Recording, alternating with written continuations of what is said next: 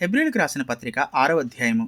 కాబట్టి నిర్జీవ క్రియలను విడిచి మారు మనస్సు పొందుటయు, దేవుని యందలి విశ్వాసమును, బాప్తిస్మములను గూర్చిన బోధయు, హస్త నిక్షేపమును, మృతుల పునరుత్థానమునకు, నిత్యమైన తీర్పును అను పునాది మరల వేయక, క్రీస్తును గూర్చిన మూలోపదేశము మాని సంపూర్ణుల మగుటకు సాగిపోదము.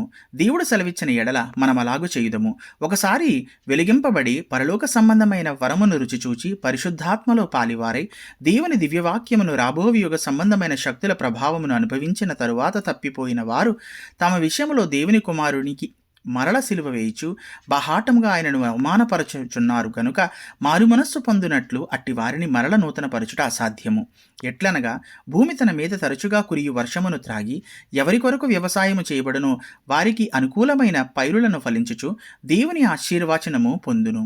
అయితే ముండ్ల తుప్పలను గచ్చ తీగలను దాని మీద పెరిగిన ఎడల అది పనికిరానిదని విసర్జింపబడి శాపము పొందదగినదగును, తుదకది కాల్చివేయబడును. అయితే ప్రియులారా, మేమిలాగు చెప్పుచున్నను, మీరింతకంటే మంచిదియు రక్షణకరమైనదియునైన స్థితిలోనే ఉన్నారని రూఢిగా నమ్ముచున్నాము.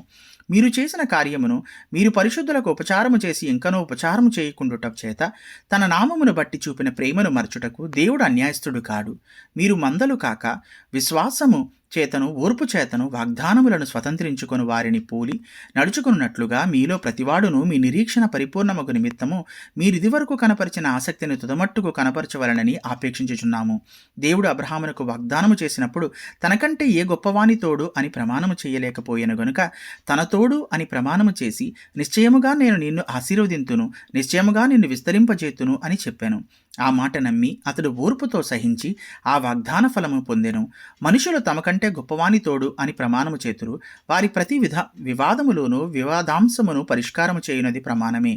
ఈ విధముగా దేవుడు తన సంకల్పము నిశ్చలమైనదని, ఆ వాగ్దానమునకు వారసులైన వారికి మరి నిశ్చయముగా కనపరచవలనని ఉద్దేశించిన వాడై తాను అబద్ధమాడజాలని నిశ్చలమైన 2 సంగతులను బట్టి మన ఎదుట ఉంచబడిన నిరీక్షణను చేపట్టుటకు శరణాగతులమైన మనకు బలమైన ధైర్యము కలుగునట్లు ప్రమాణము చేసి వాగ్దానమును దృఢపరచెను. ఈ నిరీక్షణ నిశ్చలమును శరమునై మన ఆత్మకు లంగరు వలె నుండి తెరలోపల ప్రవేశించుచున్నది. నిరంతరము మెల్కీసెదెకు క్రమము చెప్పున ప్రధాన యాజకుడైన యేసు అందులోనికి మనకంటే ముందుగా మన పక్షణమున ప్రవేశించెను. Thank you.